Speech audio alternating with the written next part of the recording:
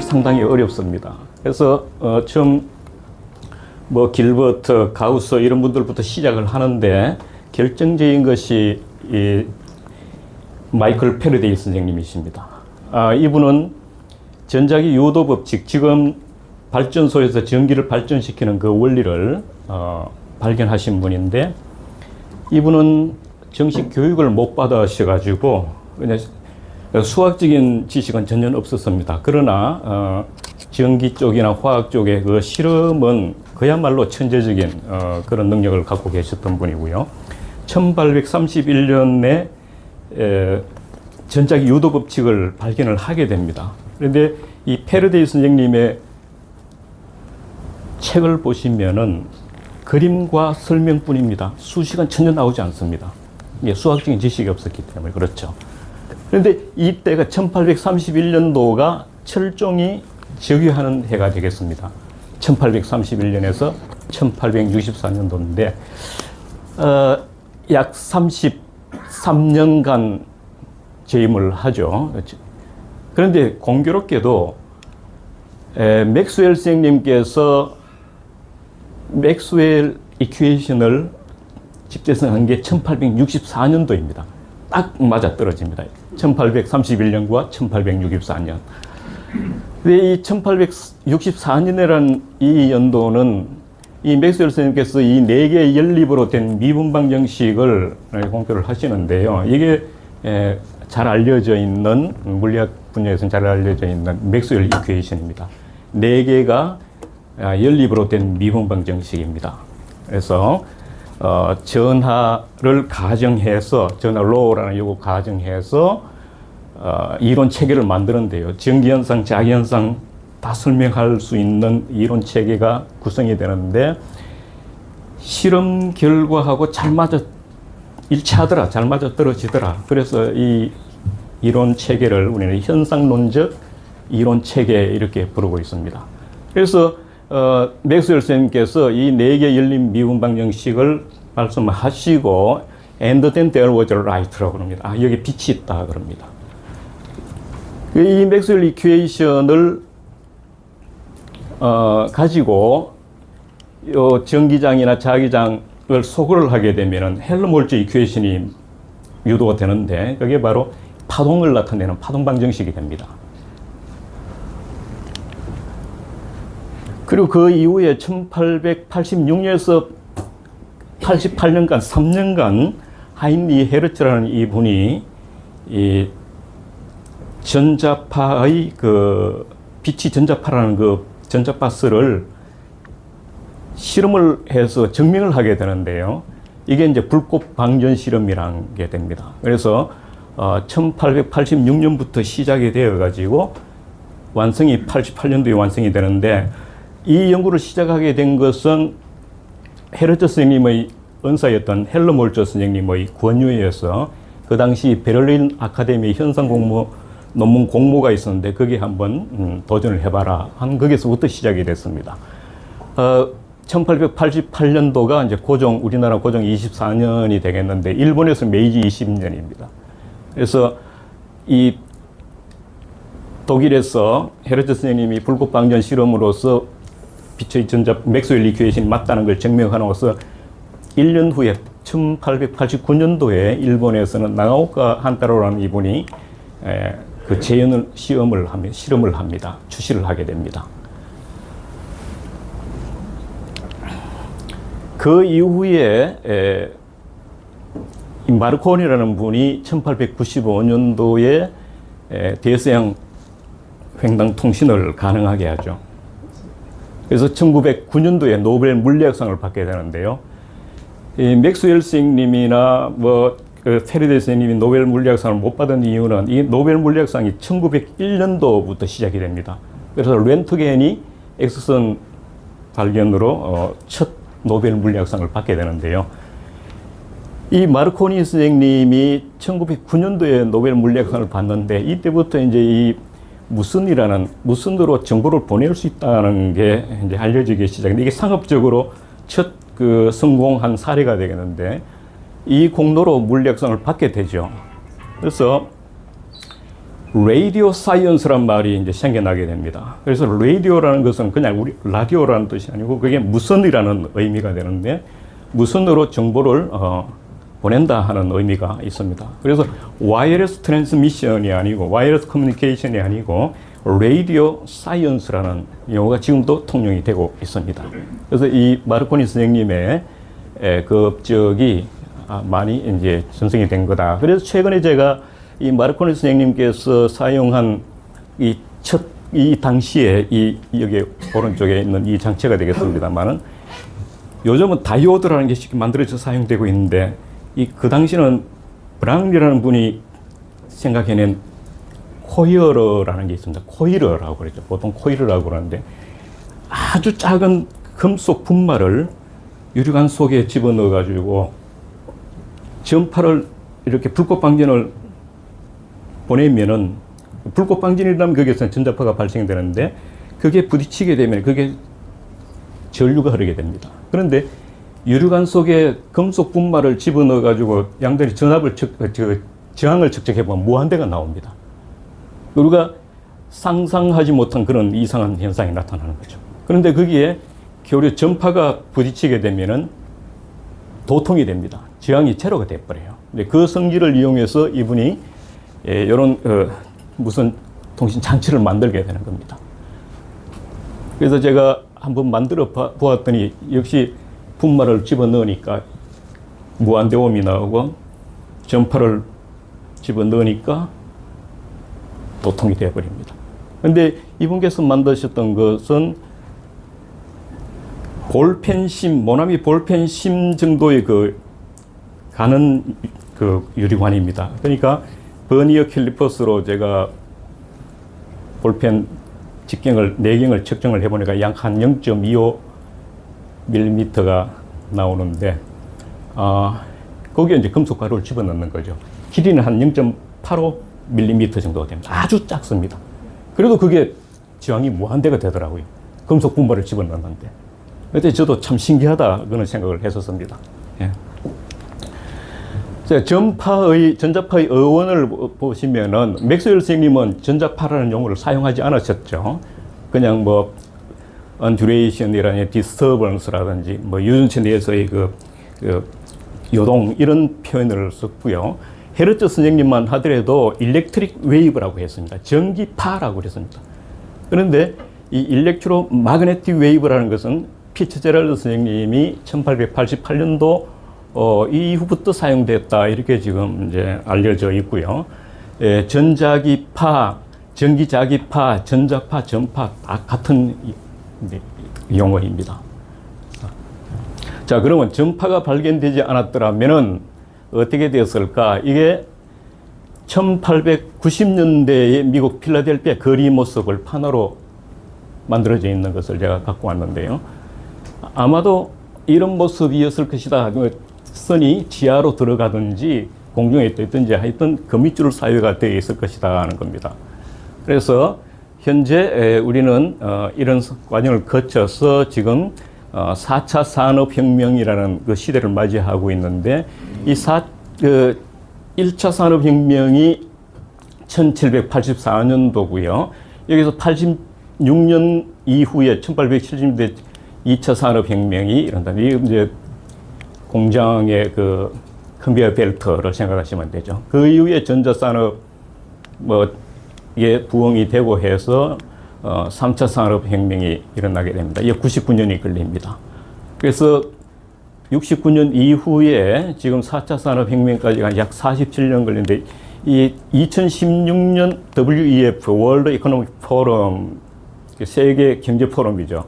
다보스 포럼이라고 알려져 있는, 여기에서 이거 아젠다가 바로 4차 산업혁명이라는 게 되겠습니다. 그래서 이 4차 산업혁명이라는 용어에 대해서는 학자들 사이에 아직도 많은 논란이 있습니다. 뒷이야기들도 많이 있고요. 그래서 이 다보스 포럼이 가지고 있는 긍정적인 측면도 있지만 부정적인 측면도 많이 부각되고 있습니다. 그래서 이 클라우스 슈밥이라는 분은 올해 4월에 사임을 하게 되죠.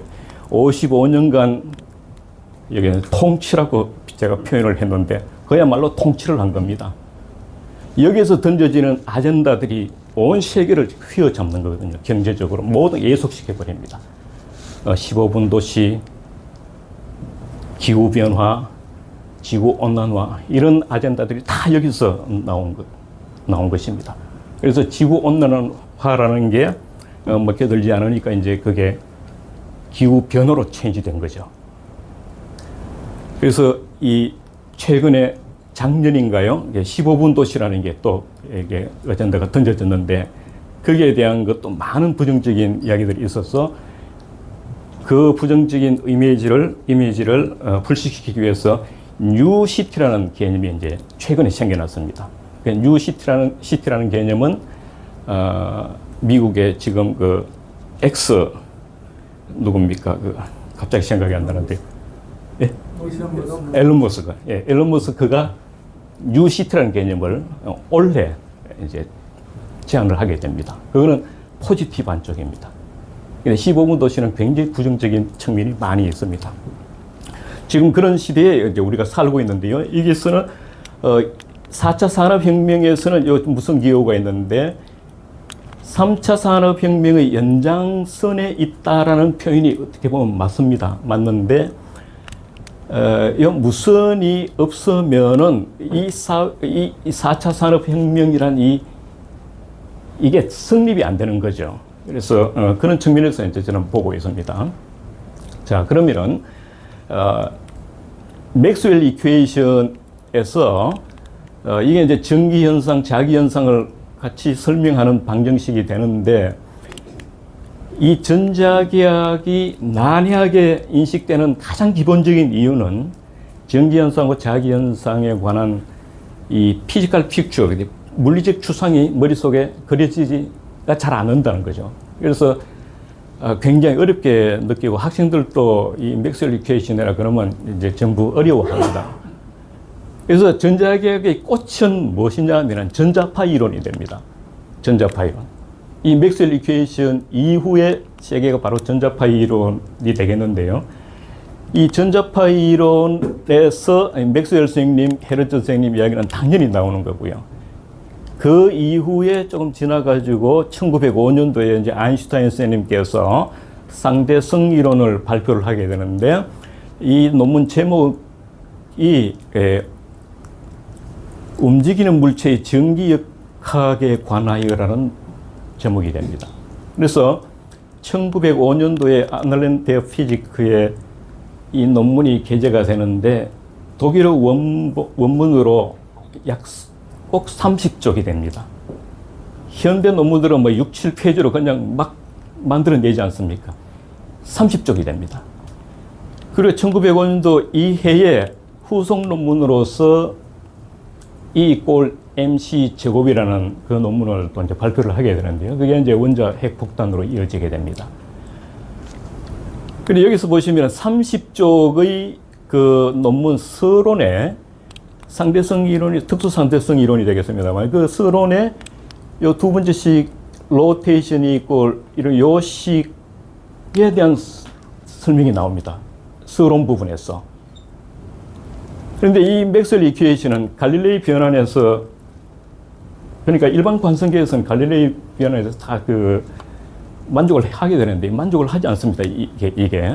그래서 이 전기장과 자기장은 전부 에너지를 갖기 때문에 벽에 딱 그 도체에 부딪히게 되면은 이 도체에 전자에게 힘을 가해서 전류가 흐르게 됩니다. 전류가 흐르게 되면 거기에 다시 로렌츠 포스가 가해져 가지고 이게 입자가 운동량을 갖게 됩니다.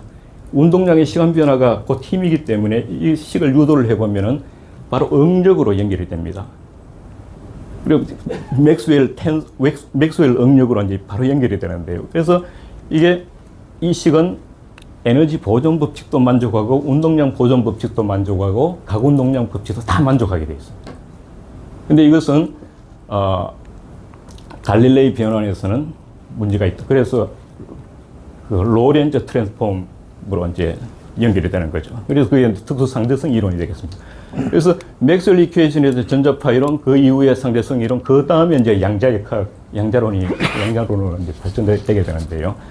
그래서 이 전자파 이론 이 부분이 지금도 이것은 공리로서 채용될 수 있을 만큼 아직 물론 문제점은 조금 있지만 현대 사회에서 우리가 활용하는 응용하는 부분에서 이 이론을 갖고 설계하고 실제 물건을 만들고 하는 전혀 문제가 없습니다. 이제 빛의 속도로 어떤 전기를 띤 바디가 움직이게 되면은 상대성 이론 쪽으로 나아가야 됩니다. 그런 부분이 있습니다. 그러면 전자파는 어떻게 우리가 이해를 해야 되는가? 저는 남자와 여자의 비유를 합니다. 전기장이 남자고 자기장이 여자인데 남자와 여자가 옆에 같이 있다고 해서 아기가 안 만들어집니다. 그러니까 전기장과 자기장이 같이 있다고 해서 전자파가 만들어지지 않습니다. 이 반드시 시간적인 변화를 하는 전기장과 자기장이 있어요. 이게 결합이 돼줘야 전자파 전력이 만들어지는데요. 이걸 저는 낮과 밤의 구별이 없이 언제나 어디서나 융합에 가까운 결합이다 이렇게 표현을 하는데요. 이게 이 그림을 보시면은 사람은 사람인데 한쪽 전기장 오른쪽이 남자에 해당하고 왼쪽이 여자에 해당합니다. 이게 남성과 여성이 같이 융합되어 있는데 이게 바로 남자와 여자가 결합해서 아기를 가진다 하는 것은 현 사회 제도에서 합법적으로 인정된 과정을 거쳐야만 아기가 만들어지는 거죠. 결혼이라는 과정을 거치게 됩니다. 그게 바로 남자와 여자가 결합해서 아기가 된다는 것이고 전기장과 자기장이 크로스 프로덕트가 되면 전자파 전력이 만들어지는데요. 그러니까 인류 세대가 이렇게 남자 여자가 만나서 아기를 만들고 다시 이 아기가 또 남자 여자 만나서 또 아기를 낳고 하면 계속 쭉 이 세대가 진행되어 가지 않습니까? 이걸 전자파 전력에 비유를 하면은 좀 쉽게 이해되지 않을까 그런 생각을 해봅니다. 근데 우리가 전자파 전력이라 그러면 이 전자파 전력 이 속에는 이게 만들어지기 위해서는 전기장, 자기장이 필요로 하는데 만들어진 전기장과 자기장 속에서는 전자파 전력 속에는 전기장과 자기장의 모습을 찾아볼 수가 없습니다. 근데 우리가 자식을 낳았는데 엄마 아빠가 만나서 철수를 낳았는데 철수를 보면은 엄마 아빠를 알아낼 수 있어야 하는데 모르는 거죠. 우리가 그냥 사람을 보면은 엄마 아빠가 어떤 사람인지 모르지 않습니까? 전자파 전력이라는 것도 그런 측면에서 이제 이해를 해야 됩니다. 최근에는 이 전자파 전력을 가지고 다시 전기장과 자기장을 알아내려고 하는 그런 움직임, 이론적인 움직임이 있습니다. 예. 그래서 이 전자파 스펙트럼을 보시면은 우리 눈에 보이는 전자파는 라이트 웨이브, 그러니까 비저블 라이트 쪽에 400나노미터, 700나노미터 요 사이는 빨주노트 파남보 이 전자파만 눈에 보이고요. 나머지 전자파는 눈에 보이지가 않습니다. 근데 우리 전파하는 사람들이 취급하는 주파수 대역은 300GHz까지 파장으로 보면 약 1mm 정도가 되겠습니다. 근데 X선, 감마선 쭉 올라가면은 이제 에너지가 커지니까 주파수가 높을수록 에너지가 커지니까 이제 위험한 쪽이 되겠죠. 예. 제가 이거 좀 이론적인 부분입니다만은 전류가 흐르는 미소 길이 A를 가지는 미소 전류를 생각했을 때 맥스웰 이퀘이션으로부터 전기장, 자기장을 계산해 보면 이런 식이 되는데요. 여기서 제가 말씀드리고 싶은 것은 전력을 계산해 보면은 0이 안 된다는 겁니다. 어디서? 무한대 면에서. 그러니까 전파를 발생시키고 스위치를 딱 오프 시키더라도 발생된 전자파 에너지는 우주공간에 꽉 차 있다는 겁니다. 무한대 거리에서도 절대 0이 되지 않습니다. 이건 놀라운 사실이에요. 그래서 제가 최근에 이거 참 미묘하다. 스위치를 끊으면 그 현상이 없어져야 되는데 한 번 발생된 그 에너지는 다른 형태로 바뀔 뿐 그냥 그대로 있는 거예요. 그래서 이것을 제가 기독교 신자분께서는 조금 불편하실 수가 있는데 불교 쪽에서 이제 삼시양중 인과론이라는 게 있습니다. 12연계 무명으로부터 생로사까지 가는데요. 이 빨간 부분들이 지금 이제 무명행식, 무명이 있으면 말미암아 행이 있고, 행이 있으면 말미암아 식이 있고, 이렇게 해서 12개 생노사로까지 이어지는데, 이 첫 부분은 이제 과거의 원인이고, 요 명식에서부터 수까지는 현재의 결과고, 치유는 현재의 원인이 되어서 다시 사망하고 다시 생노사를 거친다. 이 생노사 사이는 식에서 이유까지 계속 반복된다 하는 것인데, 이게 바로 원인과 결과를 통해 선인 악과 악인 고과를 받는다는 것인데, 여기서 지금 말씀드리고 싶은 것은 우리가 어떤 마음을 가지면은 마음을 먹는 순간 그 마음에 이어지는 정신작용이 일어나고, 그걸 이제 심소라고 그래요. 마음부수, 마음과 마음부수로 연결되는데, 이게 에너지로서 값을 가진다는 것이지요. 이렇게. 절대로 0이 안 된다는 거예요. 우리가 어떤 생각을 딱 하는 순간, 뇌파는 0.5Hz에서 100Hz 사이에 뇌파가 만들어집니다. 보통 이제 70Hz 정도로 보는데, 맥시멈 100Hz까지 만들어진다고 그래요. 그럼 뇌파가 만들어진다는 것은 그게 전자파이거든요. 에너지를 가진다는 겁니다. 우리가 어떤 한순간 생각을 딱 하게 되면은 벌써 에너지가 만들어져 있는 거죠. 그러면 불교에서는 그 임종시의 마음 상태가 굉장히 중요하다고 이야기를 하는데,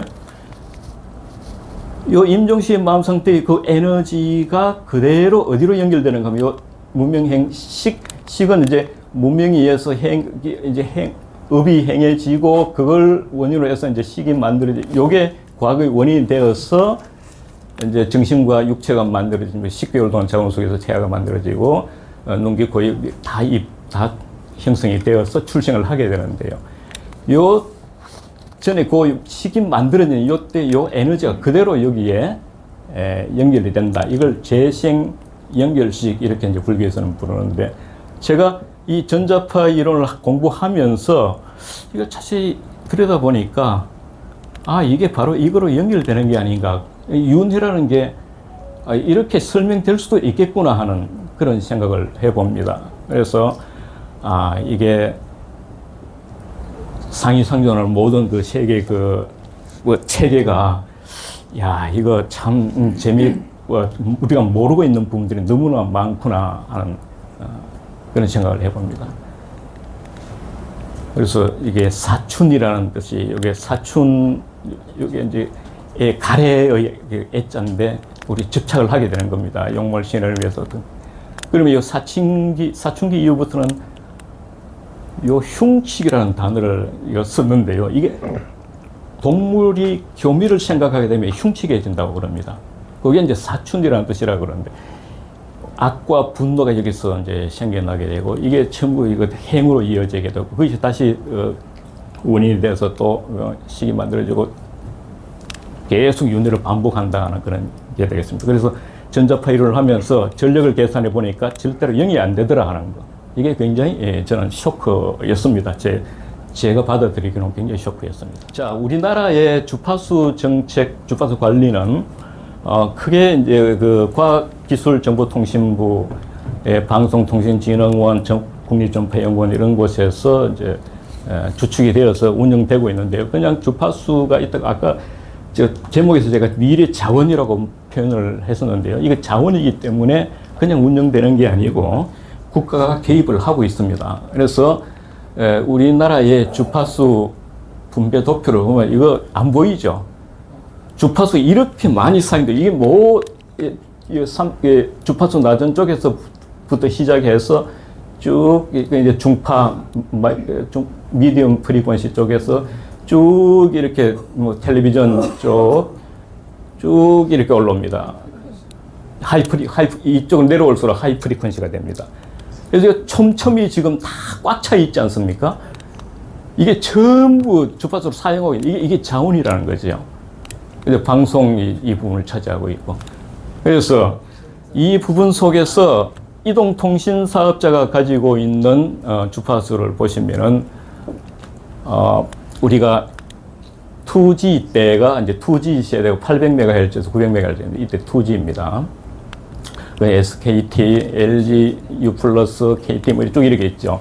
근데 1.8기가, 2.6기가 대역, 그리고 우리 지금 사용하고 있는 게 3.5GHz 대역 쭉 되는데, 이 주파수는 돈으로 사고 팔고 하는 자원입니다. 이 국가에서 관리를 하는 거죠.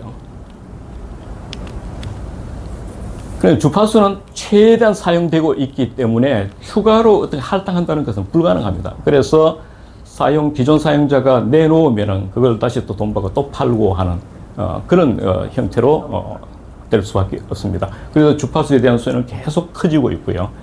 왜냐하면 응용 분야가 많아지니까 그렇습니다. 또 새로운 서비스 공급을 위해서는 더 많은 주파수가 필요하기 때문에 이 부분은 관리를 해나가야 되는 것이죠. 그래서 우리나라의 주파수 정책은 크게 공공성, 희소성, 그리고 효율적 활용, 산업에 대한 그 미래 전망 이런 걸 다 감안해서 할당을 하고 있습니다. 그리고 관리도 장기 계획을 수립해서 관리를 하고 있고요. 또 효율적으로 배치하기 위해서 이론적으로도 많은 연구가 되고 있고, 또 같은 주파수를 여러 사람이 같이 공용하기 위해서는 어떤 그 방법을 사용해야 되느냐 이런 연구들도 많이 이루어지고 있죠. 우리나라만 생각하면 되는 게 아닌가 할 수 있는데 그게 아니고 또 국제 협력이 또 이루어져야 됩니다. 그래서 ITU라는 국제전기통신연합에서 국제적으로 할당된 그 주파수 대회과 서로 이제 긴밀한 협조를 하면서 국제 기준에 맞추어 가지고 그게 같이 움직여 가야 되는 그런 게 이제 주파수다. 이제 주파수 스펙트럼을 어떻게 관리하는가 하는 겁니다. 이 관리 체계는 주파수 활동부터 시작해서 주파수 이용 허가 등록, 그리고 주파수 공유 활용 이런 걸 전체적으로 국가가 개입하고 있습니다. 그러면 이러한 전자파를 어떤 분야에 이용하는가 하면 크게 두 가지입니다. 에너지 전송하고 정보 전달입니다. 그 이외에는 모든 그 전파의 이용은 이 두 카테고리 속에 다 들어갑니다. 포함이 됩니다. 가장 중요한 것이 에너지 전송인데요. 에너지 전송은 바로 이것입니다. 60Hz의 전기도 전자파는 거죠. 전기 에너지 공급입니다. 지금은 전송선로 파워라인을 통해서 공급을 하는데 지금은 이제 무선으로 보내고자 하는 그런 시도가 있죠. 그래서 4차 산업혁명 시대에서 이 전기에너지 공급이 없으면은 무용지물이 됩니다. 그러니까 그 사회가 구성될 수가, 4차 산업혁명이 구축될 수가 없습니다. 그래서 발전소에서 생산된 전기에너지 공급받지 못하면 모든 정보통신기기가 무용지물이 되어버리기 때문에 전기에너지의 공급은 매우 중요한데 이 사실을 전부 망각하고 있습니다. 그러니까 테러리스트들이 발전소만 장악하면 끝이 나는 거죠. 나는데 그걸 모를까요? 모르지는 않는다고 봅니다만은. 그래서 이게 가장 핵심이고요. 그 다음에 이제 이걸 대전제로 해서 이제 나머지 것들이 이제 논의되어야 되는데. 그 다음에 이제 무선 전력 전송을 생각한 분이 니콜라 테슬라라는 분인데, 이 1904년도에 벌써 무선으로 전기 에너지를 공급하려는 시도가 있었습니다. 물론 이게 이제 실패를 하게 됩니다만은. 그래서 지금 이 무선 전력 전송이 이제 각광을 받고 있습니다. 맥스웰 이퀘이션이 발표되고 이후에 이제 그 테슬라라는 분이 테슬라스 드림이라는 게 뭐냐면은 이 테슬라 선생님이 꿈꾼 것은 전기 에너지를 무선으로 보내려고 하는 거였어요. 이게 쭉 이제 역사적으로 보시면은 19세기에서 출발해서 지금 21세기인데 지금 와서 이제 와이어리스 파워 트랜스미션, 에너지 하베스팅이라는 이런 이야기들이 논의되고 있습니다.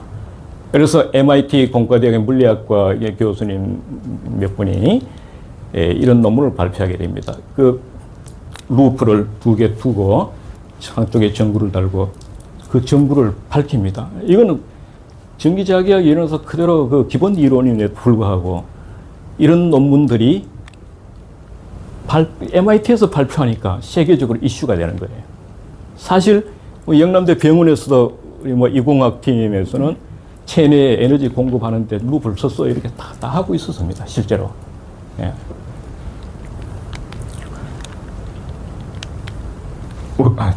거꾸로 갔습니다. 죄송합니다.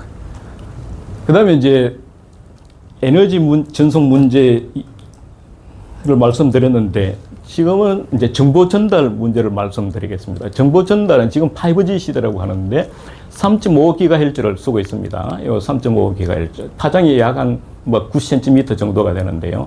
이제 28GHz로 가면 파장이 1cm 정도가 되기 때문에 통화 중에 버스가 지나가든지 하면은 그냥 회선이 끊어지게 됩니다. 그게 가장 큰 문제이죠. 그럼 왜 주파수를 계속 높여가야 되는가 하면은 그 뒤에 말씀드리겠습니다만 주파수를 높이게 되면은 무조건 속도도 빨라지고 용량도 커집니다. 보낼 수 있는 정보량이 커지는데요. 지금 아직 28GHz는 서비스가 되고 있지 않는데 6G 이야기를 지금 또 끄집어내고 있습니다. 그러면 6G는 100GHz 이상 파장이 3mm가 되겠죠. 그래서 이 2030년 실현을 예상으로 지금 애트리에서 연구를 시작을 했고 이렇게 되면은 최대 다운로드 속도가 100GBps가 되죠. 최대는 1TBps까지 갑니다. 그럼 5G와 비교하면 속도가 5배 빠르고 물속에서도 통신이 가능하고 이렇게 되면은 지금 우리 초연결 사회, 그러니까 초대역, 초공간, 초정밀 이런 세계가 다 가능하다 하는 거죠. 그래서 상용 서비스에 대해서는 지금 현재 연구가 진행되고 있고요. 많이 진척이 되어 있습니다. 그런데 이게 왜 어려운가 하면은 파장이 밀리미터 오다가 되면은 그 부품들 가공 기술이 굉장히 중요해집니다. 그러니까 기계 가공, 부품 가공에서 정밀 가공이 안 되면은 안 됩니다. 그러니까 0.5mm, 0.1mm만 오차가 있어도 특성이 틀어져 버리기 때문에 굉장히 어려운 기술입니다. 예. 그러면 무슨 문제가 있느냐? 5G, 6G 사용 시의 문제점은 일단 주파수가 높아지니까 공간으로 보낼 때는 손실이 커집니다. 손실이 커지면 출력을 높여야 됩니다. 출력을 높이면 인체에 대한 영향 문제가 생기게 됩니다. 그런데 이제 이 룸에서는 굉장히 효율적이에요.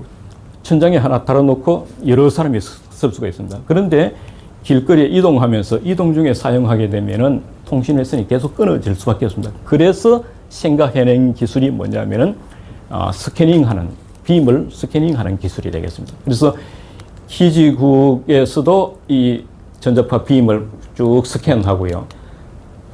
자기가 가지고 있는 스마트폰에서 스캐닝하고 해서 그 끊어지는 통신매선을 연결을 시켜줘야 됩니다. 그러면 결과적으로 기지국 수가 많아져야 되는 겁니다. 그러니까 한정된 내부 공간에서는 굉장히 효율적으로 이용할 수가 있습니다.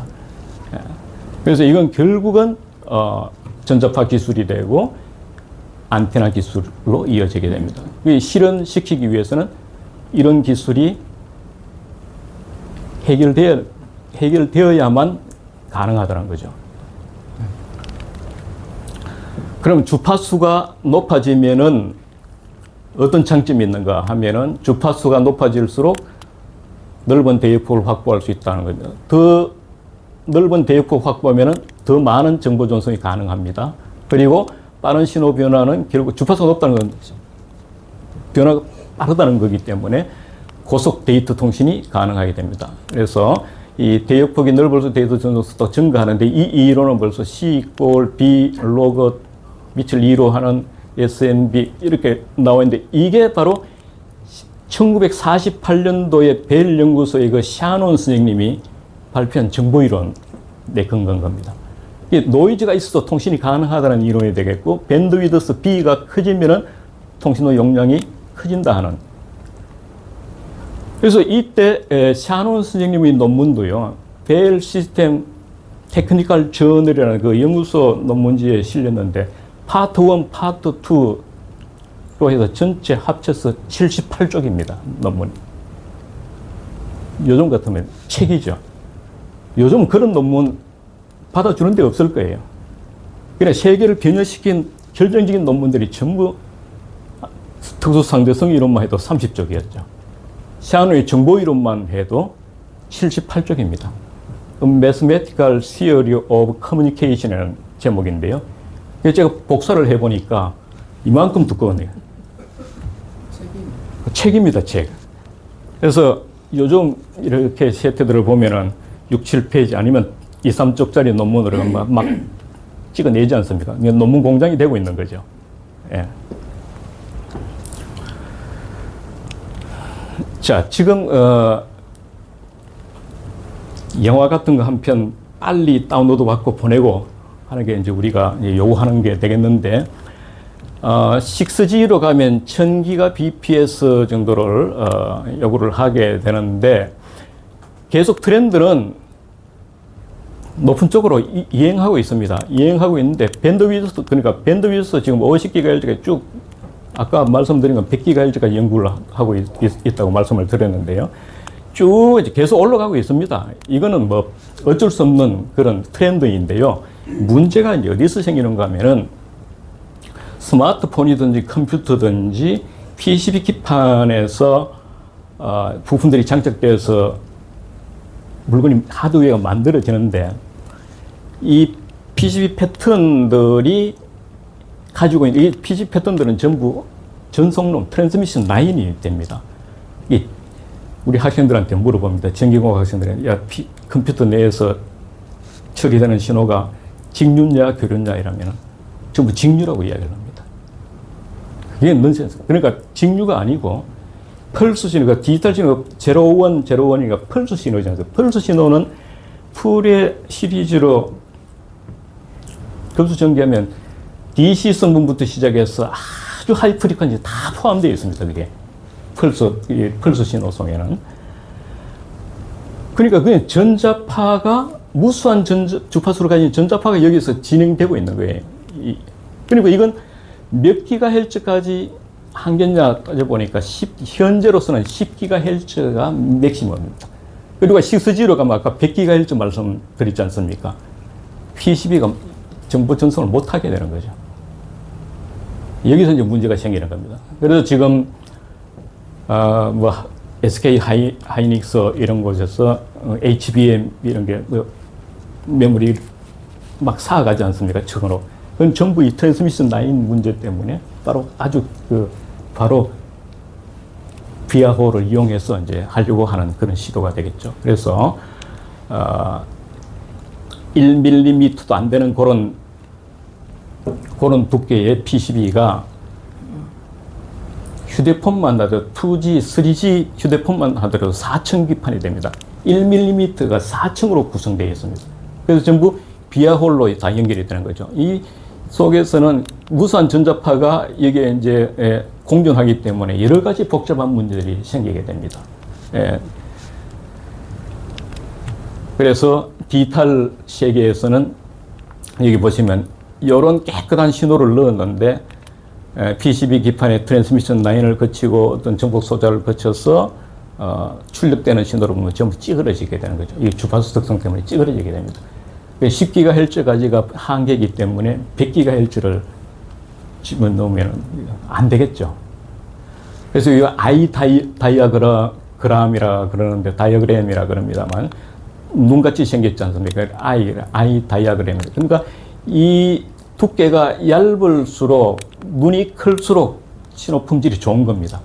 왼쪽에 보이시는 이건 아주 품질이 나쁜 거죠. 이런 신호를 보냈는데 이런 게 나오니까 올바로 정보 전달이 안 되는 거죠.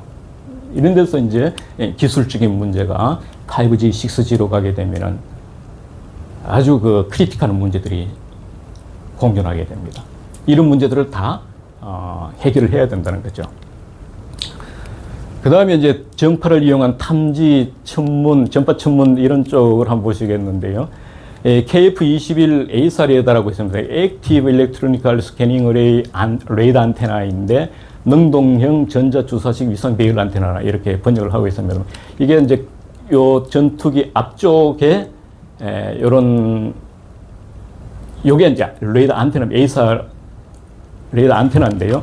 소자가 약 1000개 정도, 손톱만한 소자가 1000개 정도로 구성되어 있는데, 이거 우리나라 ADD에서 주관을 해서 한화 시스템하고 LIG 넥스원, 뭐 카이 항공우주산업 이게 다 관계해서 이게 이제 개발이 됐습니다. 이건 정말 놀라운 쾌거가 되겠는데요. 이 미국에서 이 기술을 전수를 해주지 않아서 우리 독자적으로 우리나라 우리 후배 연구자들 같이 인벌브 돼가지고 이 개발을 해냅니다. 이게 그야말로 이 쾌거죠. 이건 전부 불가능하다고 생각했던 거죠. 전수를 안 했으니까요. 그래서 물론 이스라엘 도움도 좀 받고 해서 우리나라에서 이걸 개발을 성공하게 됩니다. 그리고 전파 천문인데요. 이건 이런 사진을 신문지상에서 많이 보셨을 텐데 이건 전부 전파를 수신해서 이게 화성화 시킨 겁니다.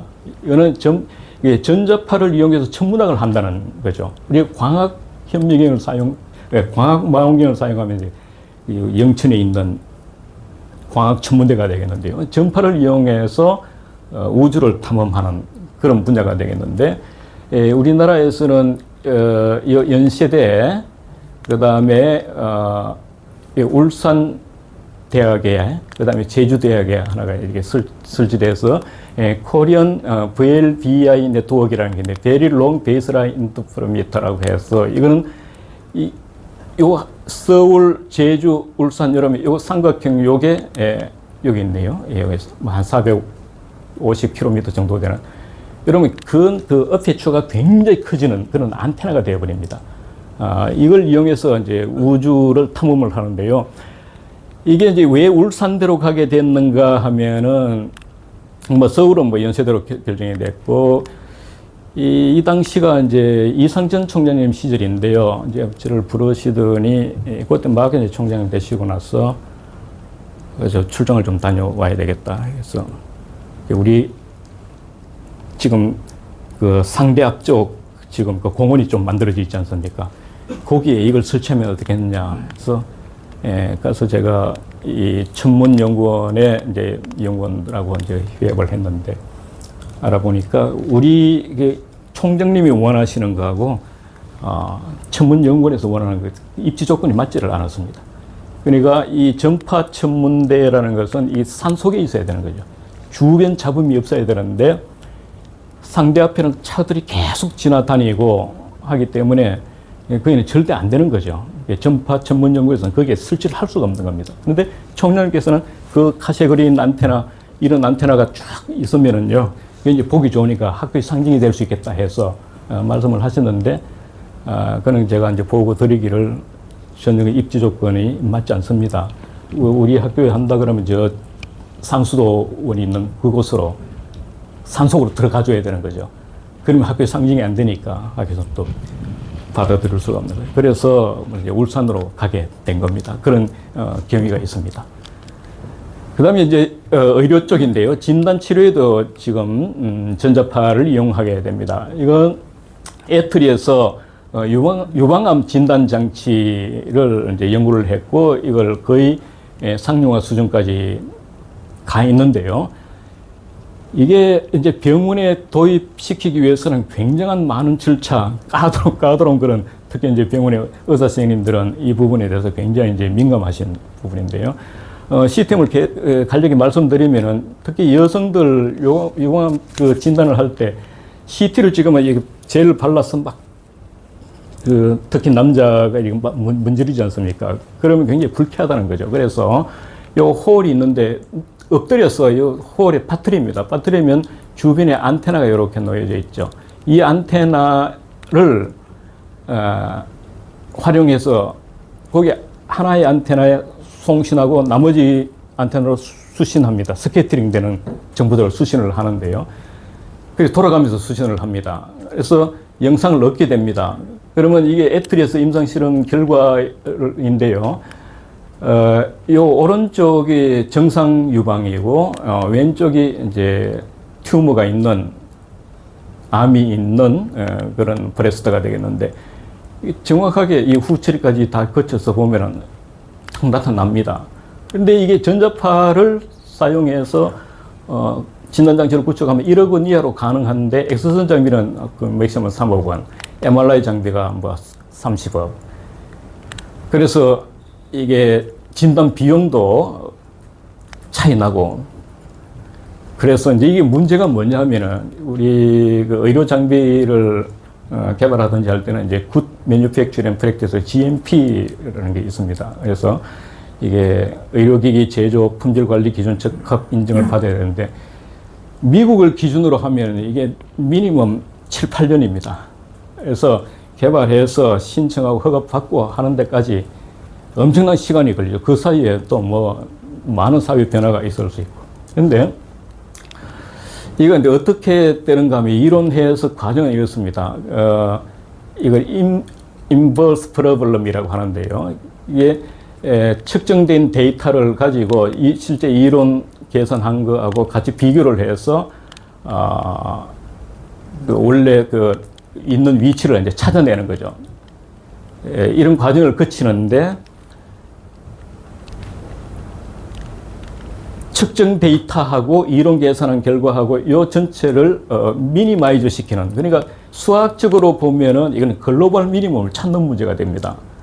근데 실제로 해보면요,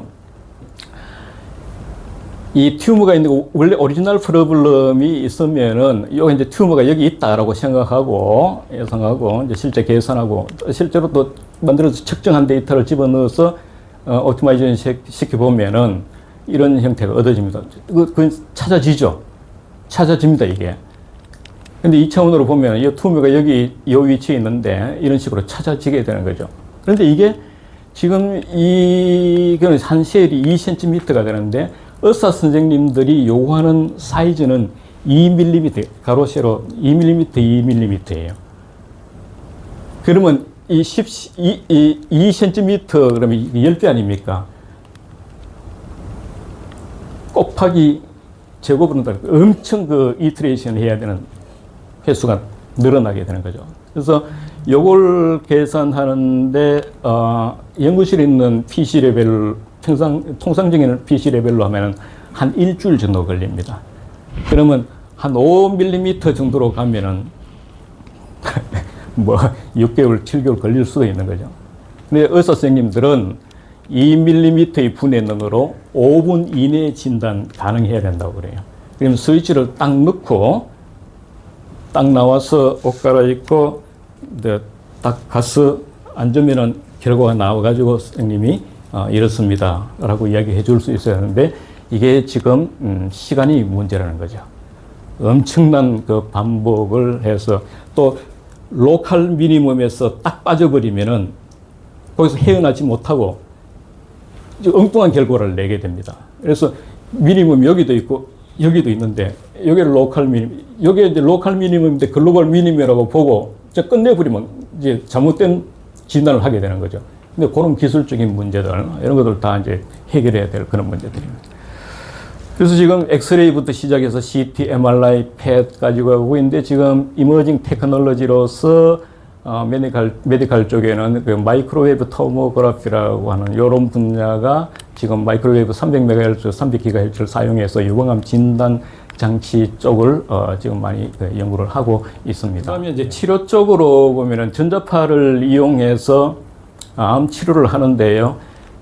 종양 치료 방법이 크게 뭐 이렇게 나눠진다고 그러면 수술이 있고 항암이 있고 방사선 치료, 고주파원열 치료가 있는데 이 고주파원열 치료 쪽이 이제 하이퍼스미아 쪽이 되겠습니다. 그래서 이 수술 플러스 항암 또는 수술 플러스 방사선 치료 또 항암 플러스 고주파원열 치료 이렇게 이제 같이 곁들여서 하게 되는데 이 기본 원리가 뭐냐면 고주파원열 치료라는 것은 암세포는 42.5도씨에서 생존율이 거의 제로가 된다고 합니다. 여기 보시면은 생존율 곡선에서 이 42.5도씨가 여기 있고요. 1도, 0.5도 높아지니까 확 줄어들죠. 43.5, 44도 정도 되면 거의 뭐, 조금만 쪼여도 그냥 세포가 죽어버리는 거죠. 그래서 암 치료에서 가장 중요한 게 몸을 따뜻하게 하면은 암세포가 낫는다는 거죠. 다리 위로 다니면 낫는다는 거죠. 근데 여기서, 문제가 뭐냐면 전자파를 사용해서 이 치료를 할 때 이 애플리케이터라고 그러는데 라디에이터가 안테나 역할을 하는데요. 그래서 전자파를 쪼이게 되면 생체내에 들어가서 그 암세포가 있는 부분에만 쪼여져야 되는데 정상세포까지 쪼여지게 되면 정상세포도 죽어버린다는 거죠. 이제 그런 문제점이 있어요. 그래서 이제 침습형이냐 비침습형이냐 이렇게 구분합니다만은 암세포가 있는 곳이 그냥 찔러가지고 거기서 전자파를 콕 쏘든지 아니면 레이저 같은 걸로 열을 가해버리면은 그 부분만 죽일 수 있다는 거죠. 근데 그 열 받아서 죽게 되면은 그게 또 이제 탄소화가 되니까 그 체내에 그대로 있지 않습니까? 그러면 정상세포와의 그 관계, 이런 것들도 이제 좀 문제가 될 수 있는데요. 여하튼 이 원리적으로는 42.5도C가 되면은 암세포가 죽더라. 그래서 이걸 바탕으로 해서 이제 하이퍼서미아가 만들어지고 있고 또 제품화 되어 있죠. 예. 자, 그러면 이제 포지티브한 쪽으로 말씀을 드렸는데, 전자파를 이용함으로 인해서 그럼 어떤 문제들이 감추어져 있는가? 왜 전체적으로는 EMC라는 EMP, 템페스트 이런 것 내용들인데요. 여기 보시면은 지금 현재 전기전자 장치들은 공간적으로는 고집적화되어 가고 또 시간적으로는 고속화되어 가고 있습니다. 처리 속도가 빨라진다는 거죠. 주파수 높은 쪽으로 이동한다는 겁니다. 그러면 공간적으로 고집적화되어 가고 시간적으로 고기능화, 고속화되어 가면 결국 고기능화라는 것은 고집적화 플러스 고속화인데 결국 문제가 노이즈 문제라는 겁니다. 그래서 손톱만한 사이즈의 RLC 소자, 능동소자 이런 걸 막 꾸겨서 집어넣는 거예요. 3차원적으로. 집어넣다 보니까 거기서 이제 문제가 발생 안 할 수가 없다는 거죠. 그래서 이 노이즈 문제라는 것은 지금 전자장치가 디지털화됐고 고속화되고 또 동작 전압도 낮아지고 또 고밀도화되고 이러니까 이게 복합적으로 관계되어서 이 노이즈 문제가 발생하게 됩니다. 이 노이즈 문제를 해결하고자 하는 게 이제 바로 EMC, 일렉트로마그네틱 컴패티빌리티 기술이라는 것인데 이 전자파 쪽에 또 한 분야가 되겠습니다. 그래서 그러면 아날로그 신호와 디지털 신호가 어떤 차이가 있는가 하면은 아날로그 회로에서는 이런 3볼트에서 지금 작동하는 그런 신호가 있다고 해서 노이즈가 침투되더라도 요 노이즈가 딱 없어지면은 그냥 정상으로 돌아갑니다. 그런데 디지털 회로에서는 지금 문득지가 3볼트인데 로는 3볼트보다 아래쪽은 이제 로죠. 로 신호에서 제로 원인데 제로 제로로 쭉 가야 되는데 요 사이에 노이즈가 딱 침투해서 그 노이즈가 문득치를 탁 넘기게 되면은 어떤 문제가 생깁니다. 이게 문득치보다 높아지니까 하이로 인식해 버리는 거죠. 그냥 하이로 인식하니까 이때부터는 그냥 하이로 계속 가는 겁니다. 리셋 시키지 않는 한 계속 그 잘못된 게 계속 연결이 되어 버리는 거예요. 메모리 소자가 내장되어 있기 때문에. 그래서 문제가 되는 거죠. 그래서 실제로 보면 현재 신호가 뭐 10, 1101 이런 부호가 있을 때, 뭐 디지털 신호가 이제 PC에서 처리되는 신호가 이렇다고 했을 때 노이즈가 들어옵니다. 이런 노이즈들은 이제 예를 들어서 뭐 자동차 같으면은 이그니션 시스템에서 그리고 뭐 사행정 기관 같으면 흡입, 압축, 폭발, 배기 이 과정을 거친 폭발 과정에서 불꽃이 탁 튀는 순간 노이즈가 전자파가 발생되는 거죠. 그러면 5분 남았습니까? 아이고. 그래서 이제 쭉 이런 부분 노이즈가 탁 들어오면 제로가 이제 1로 바뀌어 버리는 거죠. 부호 오류가 발생합니다. 예. 그래서 이제 사고들이 많이 나는데 이런 사고 예들이 쭉 있습니다. 뭐 특히 이제 군 쪽에서 많이 발생했는데요. 비행기 쪽에서 많이 발생하고요. 근데 자동차에서도 지금 이 시험을 하고 있습니다. 이건 지금 우리 현대 기아 자동차 남양연구소 쪽이고요. 이 안테나를 갖고 전자파를 쪼이게 됩니다. 이건 이제 그 부산에 있는 부산 TP 전국 부품 기술 지원 센터에서 지금 자동차를 시험하고 있는 내용이고요. 그래서 전기 자동차, 데이터 센터, 병원, 의료기기 이런 쪽에 전부 이런 그 전자파 노이즈 문제들이 있을 수 있다는 겁니다. EMP는 이제 이거는 전자기 펄서 쪽이고요. 이게 미국에서 의회에 보고된 겁니다. 미국 상공에서 480km 상공에서 탁 터뜨리면 미국 전체가 패닉이 된다 하는 그런 내용이 되겠고요. 이건 역사는 스타피시 프라임 핵실험에서 이제 밝혀지게 된 거고요. 하와이에 있는 모든 전자장비들이 다 고장이 났다 하는 되겠습니다. 그래서 뭐 이 일렉트릭 파워뿐만 트랜스포테이션 시스템이라든지 가스월, 뭐 거버먼트, 뭐 모든 분야가 뱅킹 파이낸스 시스템 모든 분야가 다 전자파 노이즈 문제로 패닉 상태가 될 수 있다는 게 미국 의회 2004년도에 보고가 됩니다. 실제 실험을 해보면은 여기서 이 건물 속에 PC가 있는데 여기서 비행기로 이제 전자파를 쏘면은 미사일 발사 전에는 잘 동작하던 게 그냥 미사일 발사하면 그냥 꺼져버립니다. 그 다음에 이제 그래서 전체적으로 intentional EM interference라고 해서 핵 실험에서 발생되는 그런 고출 EMP 그 이후에 그 인공적으로 만들어지는 거 이렇게 분류를 해서 이제 논의를 이제 하고 있는 거죠. 그다음에 정보 스큐리티 이제 5분밖에 안 남아서 조금 빨리 진행을 하면요. 컴퓨터에서 작업하는 내용들을 다 픽업해서 정보를 알아낼 수 있다는 게 되겠습니다. 1억엔 수신 장치를 사용하면 이와 같이 원래께 이런 화면인데 이렇게 재생해냅니다. 그리고 이건 10만 원 정도 사용하면 더 선명하게 재생을 해내고요.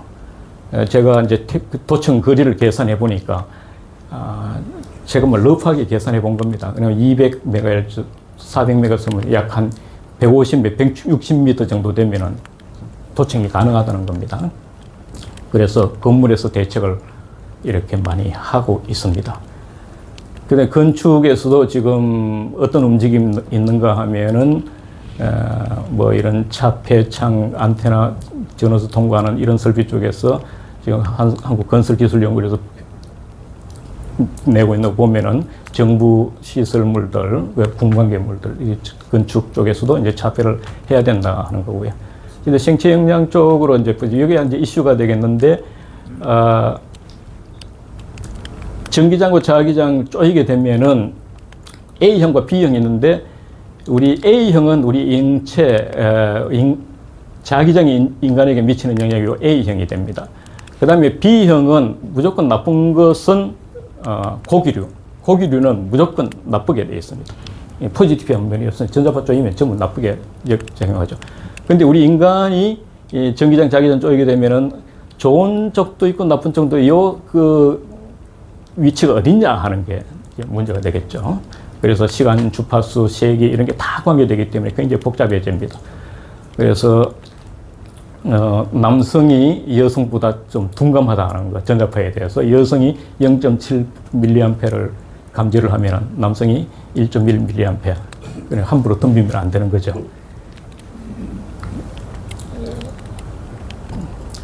그러면 왜 전자파가 인체에 영향을 미치는가 하면은 이 주파수 생체 내에서 인체 내에서 만들어지는 전자파 주파수 스펙트럼을 보면은 심전도부터 시작해서 뇌파 막 쭉 보시면은 60Hz 우리 전력 사용 주파수 여기 있는데 다 겹치는 거죠.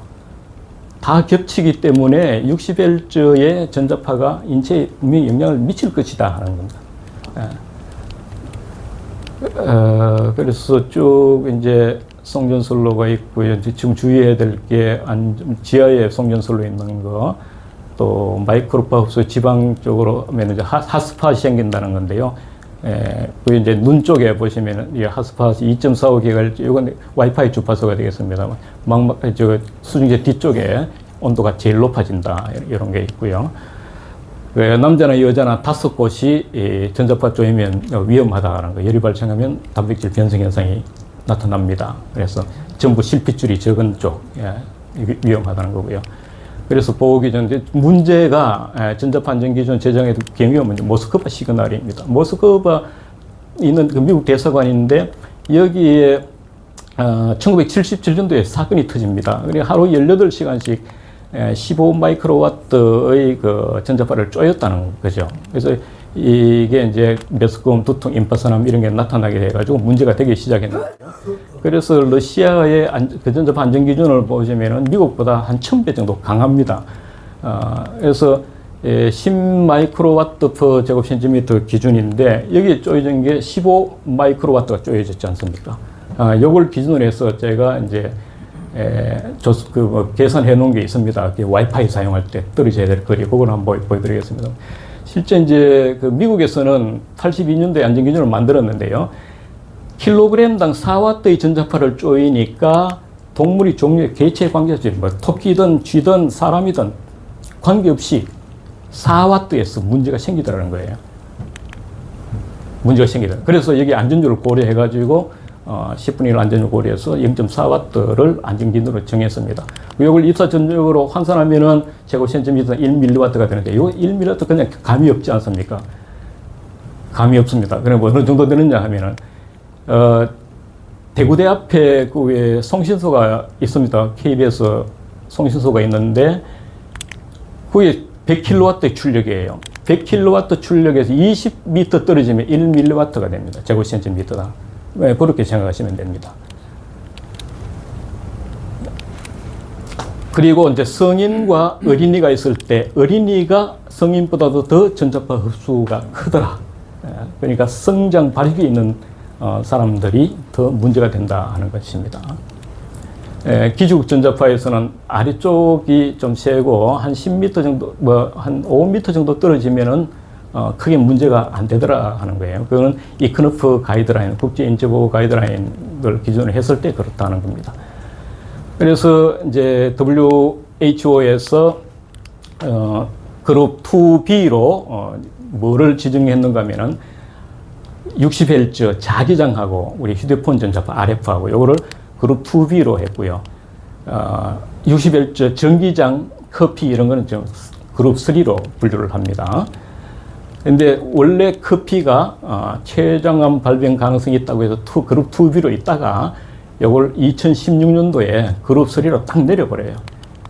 왜 내렸느냐? 커피를 즐기면서 전자파를 걱정한다는 것은 넌센스다 해서 커피를 내립니다. 이게 뭐인지 모르겠습니다. 하여튼 그런. 그래서 우리는 프리커저널 프린시플, 이게 사전 예방 원칙을 여기 철두철미하게 지켜줘야 된다는 겁니다.